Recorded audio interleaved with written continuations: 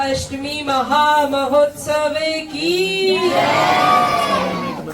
कृष्ण सदैव यशोदा मैया और राधा रानी का और नंद बाबा का चिंतन करते रहते हैं। उनका मन सदैव वृंदावन के बारे में सोचता रहता है और वे वृंदावन के बारे में सोचकर हमेशा व्याकुल हो जाते हैं। अब इस व्याकुलता में वे कैसे उद्धव को संदेश देने वाले हैं, ये सब हम अभी चलकर देखते हैं। तो चलिए मथुरा, जहाँ पर भगवान कृष्ण और उद्धव के बीच में कुछ वार्तालाप हो रही है।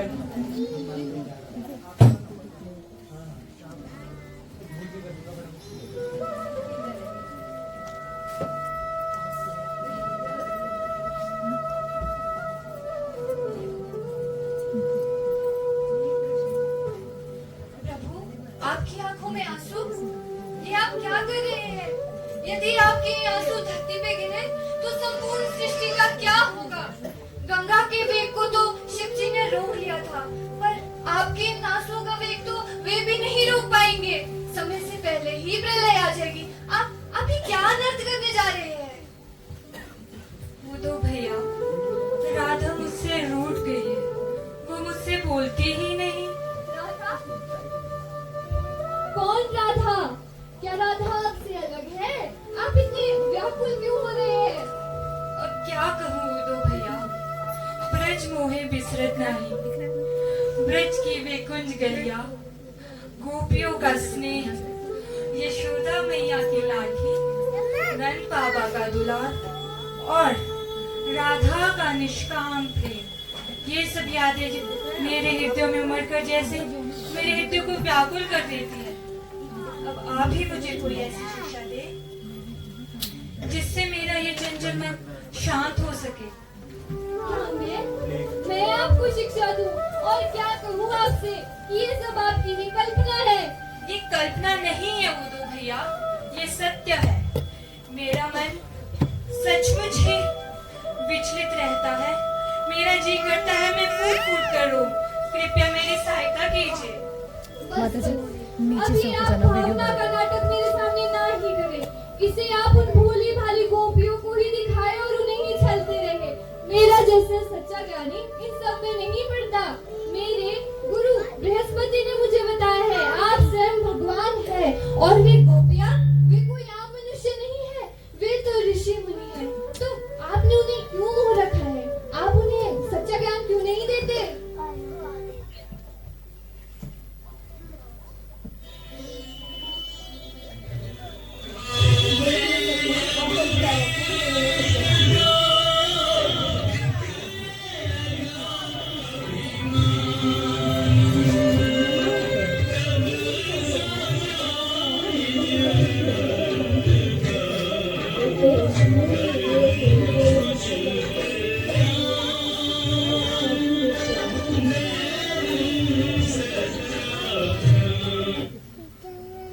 सच्चा ज्ञान? गोपियां मेरे प्रेम में पागल है। वो किसी ज्ञान को नहीं मानती। उनका मानना है भक्ति की सच्ची पराकाष्ठा ही सच्चा प्रेम है और प्रेम को केवल प्रेम चाहिए, यहाँ तक कि मुक्ति भी नहीं। ये जो उनका प्रेम है ना, यही तो उन्हें तड़पा रहा है। आप तो परम ज्ञानी हैं, तो आप उन्हें त्याग की शिक्षा क्यों नहीं देते? आप सत्य कह रहे हो तो भैया, और मैं तो उन्हें समझाने नहीं जा सकता। क्या आप मेरा ये कार्य करेंगे? क्या मैं? हाँ उदो भैया, आप। इस पूरे ब्रह्मांड में आपसे बड़ा ज्ञानी कोई नहीं। आप ही उन्हें समझा सकते हैं केवल। आप सही कहते हैं, पर इसमें दो समस्या है। वे मुझे जानती नहीं है, तो वे मेरी बात का विश्वास क्यों करेंगी? मैं एक पत्र लिख लेता हूँ जिसमें मैं कहूँगा कि मैंने ही तुम्हें उनके उद्धार के लिए भेजा है और जो तुम कुछ कहोगे वो मेरा ही संदेश होगा।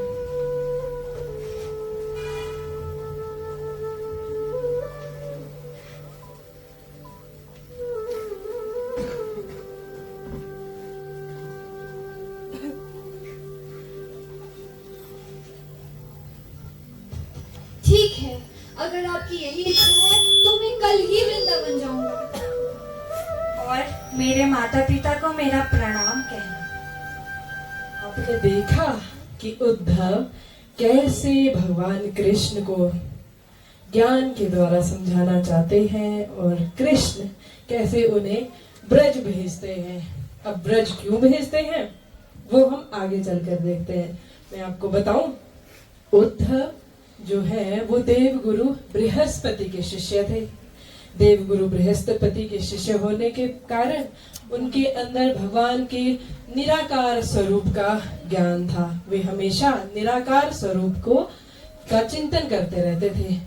अब जब वो वृंदावन जा रहे हैं भगवान कृष्ण का पत्र लेकर, तो देखते हैं वृंदावन वासियों को वो कैसे समझा पाते हैं, अपना ज्ञान उन्हें कैसे दे पाते हैं। तो चलिए वृंदावन जहाँ नंद बाबा का घर है, यशोदा मैया हमेशा कृष्ण का चिंतन करती रहती हैं, तो देखते हैं वहाँ कैसे उद्धव अपना ज्ञान प्रकाशित कर पाते हैं। तो चलिए।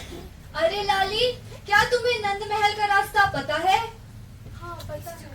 ये जो आप जल की धारा बहते हुए देख रहे हैं ना, आप उसी दिशा में जाओ। ये धारा कैसी है? ये धारा यशोदा काकी और नंद काका के घर से आ रही है। वो तो केवल कृष्ण की अपेक्षा में दिन रात रोते रहते हैं। अरे कोई है क्या? नंद बाबा, यशोदा मैया, कोई है क्या? मैं कृष्ण का संदेश लेके आया हूँ। क्या? तुमने क्या कहा? तुमने कृष्ण कहा क्या? बताओ ना बेटा, मेरा लाला कैसा है? वो कुशल मंगल तो है ना बेटा? बताओ मेरा लाला कैसा है? मेरा पुत्र कृष्ण कैसा है? क्या तुम उसके सखा हो? बताओ ना बेटा, मेरा लाला कब आएगा? मैं दिन रात दरवाजे की तरफ देखती रहती हूँ कि मेरा लाला लौट आए। बताओ ना बेटा, मेरा लाला कब लौटेगा? क्या वो हमें याद करता है? जब से वो यहाँ से गया है तब से घर आंगन सब सूना सा पड़ गया है। काका, काकी, कृष्ण ने आपको प्रणाम भेजा है। वो तो दिन रात आपको ही स्मरण करता रहता है। हमारा लाला हमें स्मरण करता है। परंतु आप विचलित ना हो। वास्तव में तो कृष्ण आपका पुत्र है ही नहीं। क्या कह रहा है? वो तो स्वयं भगवान है जो सर्वत्र विद्यमान है, हृदय के अंदर भी और बाहर भी। तो आप उनके निराकार स्वरूप का चिंतन कीजिए। ये क्या कह रहा है कि वो मेरा लाला नहीं, वो भगवान है? अरे ये क्या कह रहा है? मुझे मेरा लाला लौटा दो। अरे आप समझते क्यों नहीं है? वो हम सबके कल्याण के लिए तो आए हैं। उद्धव, तुम्हारा यह ज्ञान हमारे लिए किसी काम का नहीं है। हमारे लिए तो कृष्ण वही है जो मुरली धारण किए हुए और गैयों के पीछे घूमता था। हम किसी निराकार परमात्मा को नहीं जानते हैं। हमें तो अपना नहीं चाहिए। पर आप मेरी बात तो समझिए। अरे आप सुनते चले जाओ, यहाँ से चले जाओ। हमने तो सुना था कि तुम बहुत ज्ञानी हो, तुम तो निरीह मूर्ख हो। चले जाओ यहाँ से, हमारे दुख को और न बढ़ाओ, चले जाओ।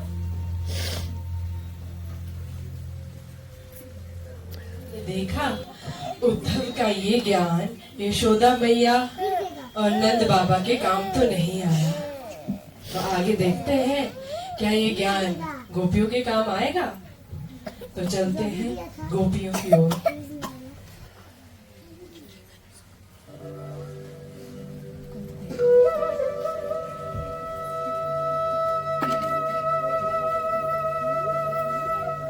अरे गोपियों, मुझे कृष्ण ने भेजा है। मैं उनका संदेश लेके आया हूँ।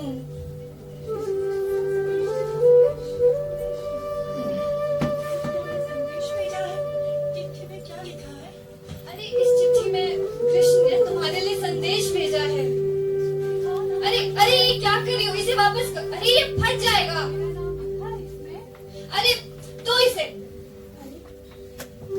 अरे ये चिट्ठी हमारी कृष्ण ने लिखी है। उनके हाथों ने इस चिट्ठी को छुआ है, इसीलिए इसे अपने हृदय से लगा लो। अरे क्या कर रही हो तुम ये? तो इसे। अरे तुम ये क्या कर रही हो? तुम पागल हो गई हो क्या? अरे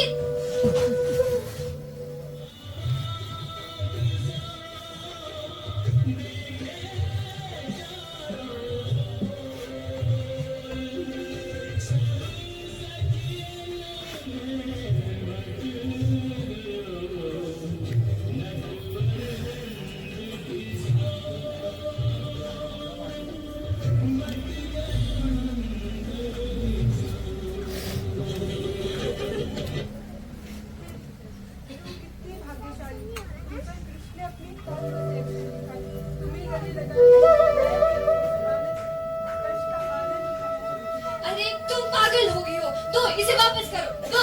दो इस चिट्ठी वापस करो। दो। चिट्ठी तो हम दे देंगे, पर इस चिट्ठी में हमारा नाम कहाँ लिखा है? इसमें किसी का नाम नहीं है। दो इसे। राधा का नाम भी नहीं है। नहीं। आप झूठ बोलते हैं। उद्धव जी, हमें बताएं इसमें क्या लिखा है। इसको मत छोड़ो। अरे अरे क्या कर रहे हो तुम? अगर इसमें हमारा नाम नहीं है तो क्या कृष्ण हमें भूल गए हैं? वो कभी वापस नहीं लौटेंगे। हाँ, इस चिट्ठी में कृष्ण ने कहा है कि वे कभी वापस नहीं लौटेंगे। अब तुम उन्हें भूल जाओ।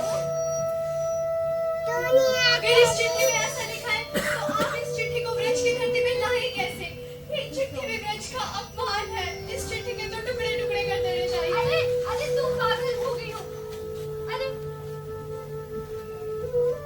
अरे मूर्खो, तुमने पता है ये क्या कर दिया तुम्हें? ये जो चिट्ठी तुमने फाड़ी है, ये स्वयं भगवान ने लिखी है। इसमें वो गूढ़ ज्ञान है जिसके लिए ऋषि मुनि तपस्या करते हैं।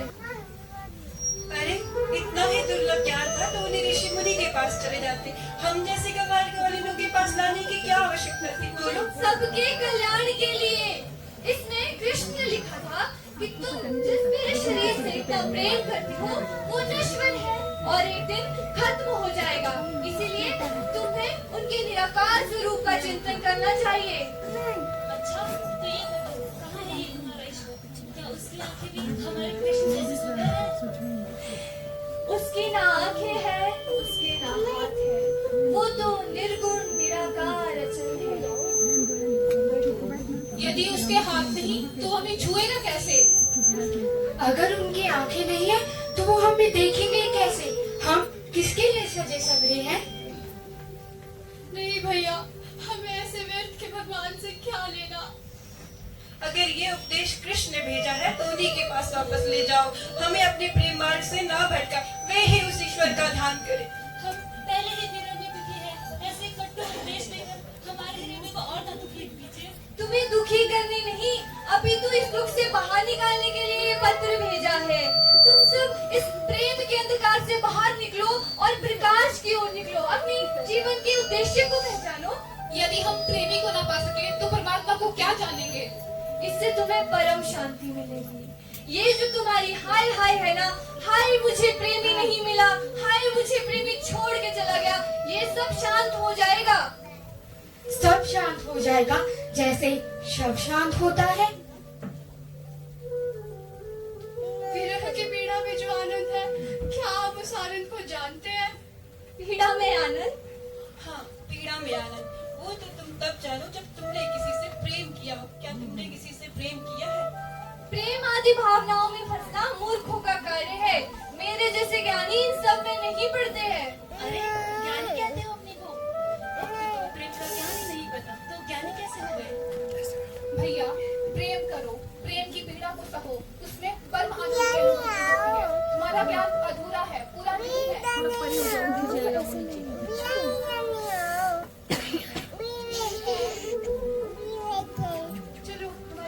चलो हमारे साथ, चलो हमारे साथ। अरे मुझे मैं नहीं आ रही, तुम कहाँ ले जा रही हो? अरे क्या कर रही हो? मुझे बताओ तो, हम कहाँ जा रहे हैं? राधा, ये कृष्ण का संदेश लेकर आए हैं। कृष्ण का संदेशा है, उनके आने का संदेशा है क्या? वे कब आएंगे? अरे आने का संदेश नहीं। उन्होंने तो कहा है कि मुझे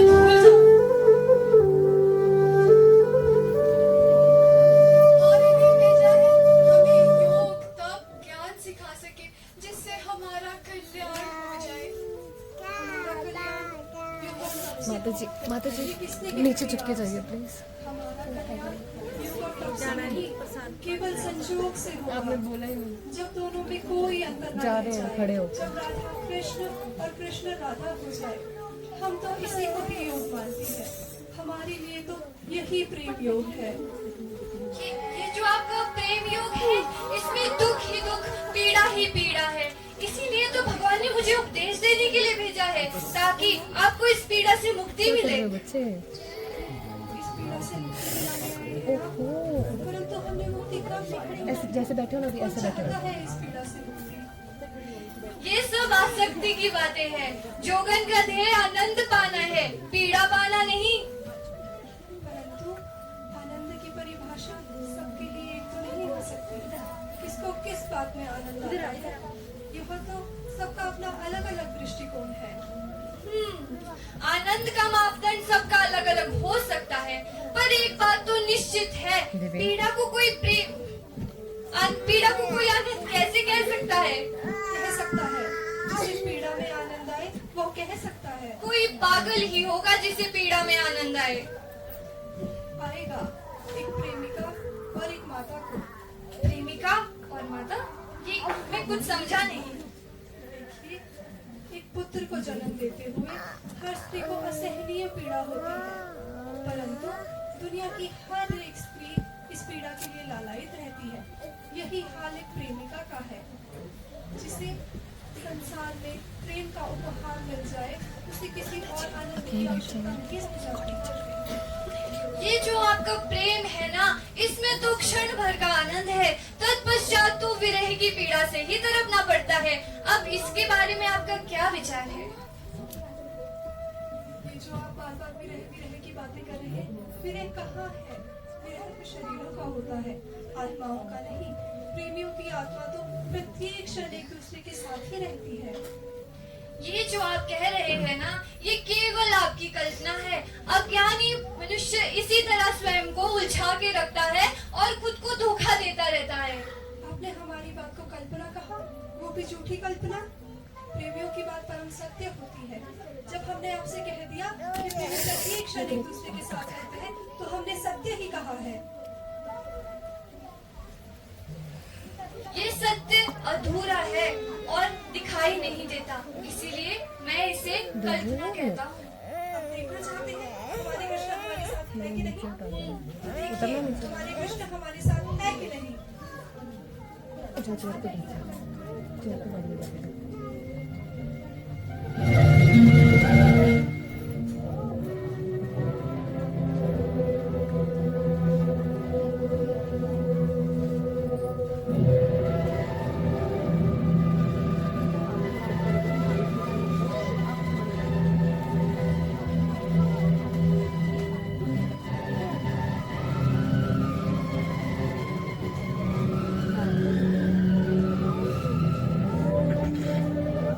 प्रभु, ये क्या लीला है?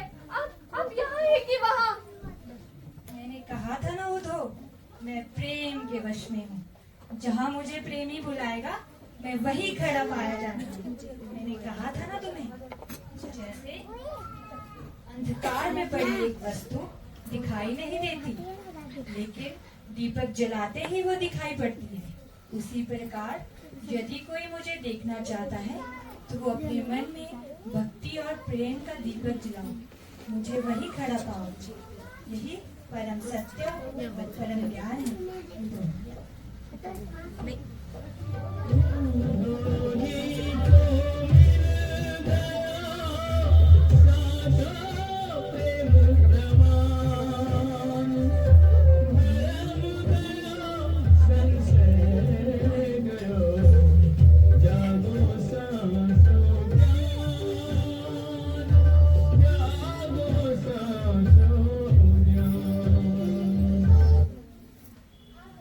प्रभु, प्रभु आप कहाँ गए?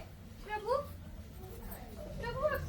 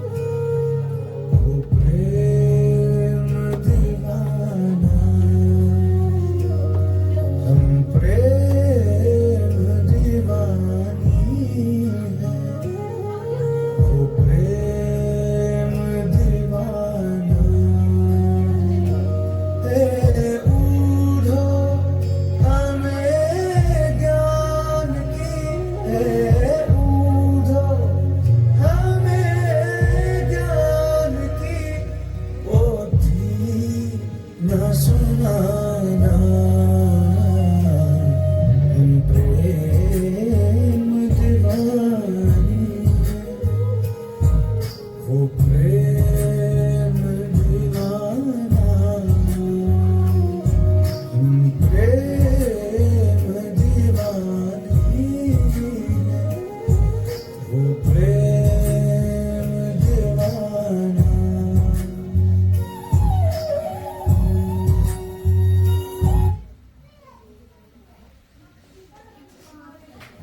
देखा ना, इसी प्रकार सताते हैं, क्षण भर के लिए आते हैं, फिर तत्क्षण गायब हो जाते हैं। इतना तड़पाना, इतना तरसाना, कोई अच्छी बात है अब्दुल भैया? अब मैं उसे कहाँ ढूंढने जाऊँ? मैं अपने कान्हा को कहाँ ढूंढूं? अवश्य ही वो कुंचगली में होगा। हाँ, जी हाँ, मेरा कान्हा कुंचगली में होगा। मैं उसे वहीं ढूंढने जाऊंगी। हाँ हाँ, मैं वहीं ढूंढूंगी। हाँ वेट करो, कुछ बोलना ना कुछ।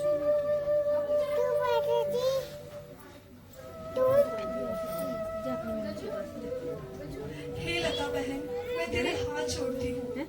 यदि मेरा कान्हा तेरे पीछे छिपा है तो कृपया मुझे बता दे। नहीं तो मुझे इतना ही बता दे कि मेरा कान्हा कहाँ गया है। हे भंवर, तू तो मुझे बता दे कि मेरा कान्हा कहाँ है। मेरा कान्हा भी तेरी ही तरह एक बार इधर दूसरे पल उधर जाता रहता है, पर तू मुझे क्यों बताएगा? तू भी तो उसी की तरह छैया है ना, तू भी तो उसी का ही साथ देगा। अब मैं अपने कान्हा को कहाँ ढूंढूं? मैं कहाँ जाऊं अपने कान्हा को ढूंढने?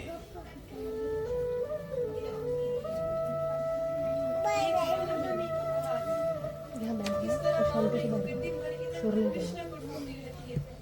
लताओं से, पेड़ों से, नदियों से पूछती रहती है। मेरा श्याम कहाँ है? मेरा कान्हा कहाँ है? मैं दोबारा ऊपर नहीं करूँगी। देख लिया ना आपने प्रेमिका का हाल।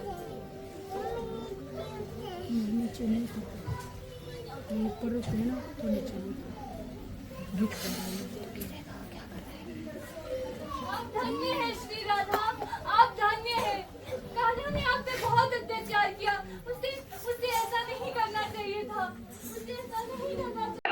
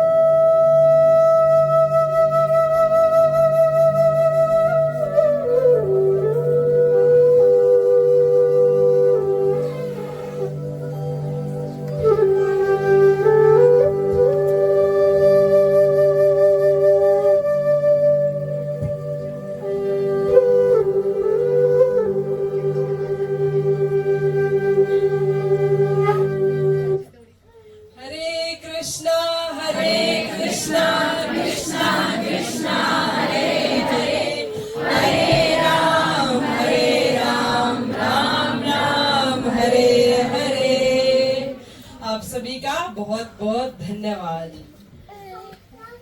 श्री आप सभी ने देखा कि कैसे श्रीमती राधा रानी उद्धव को भक्ति योग का संदेश देती हैं और जो ज्ञान योग का संदेश वो लेकर आए थे वो कैसे भूलकर वापस राधे राधे कृष्ण का नाम जपते हुए वापस चले जाते हैं। तो हम सभी ने देखा कि राधा रानी जो ब्रज की शिरोमणि है वो कैसे हम सबको भक्ति प्रदान करती है। एक श्लोक आता है जो जयदेव गोस्वामी ने विरचित किया है। स्मर्गराल खंडनम मम शिरसि मंडनम देहि पद पल्लवम उदारम राधे चारुशीले राधे चारुशीले। इसका अर्थ है कि भगवान कृष्ण राधा रानी को सर्वोपरि मानते हैं। जो राधा रानी भगवान कृष्ण के अंग से प्रकट हुई है, जो राधा कृष्ण एक समान है, वे श्रीमती राधा रानी को सर्वोपरि रखते हैं। वो राधा रानी के चरणों की आस प्रकट करते हैं, कहते हैं कि हे राधा रानी, हे चारुशीले, कृपया मुझे अपने पाद पल्लव की छाया प्रदान कीजिए। तो आप सभी जानते हैं, हम सब कृष्ण भक्ति करते हैं, लेकिन हम जिनको भजते हैं वो किसको भजते हैं? वे श्रीमती राधा रानी को भजते हैं। तो जयदेव गोस्वामी ये गीत गोविंद के तहत ये श्लोक विरचित करते हैं। तो एक बार फिर से मेरे साथ गाइए। तप्त कांचन गौरांगी राधे वृंदावनेश्वरी वृषभा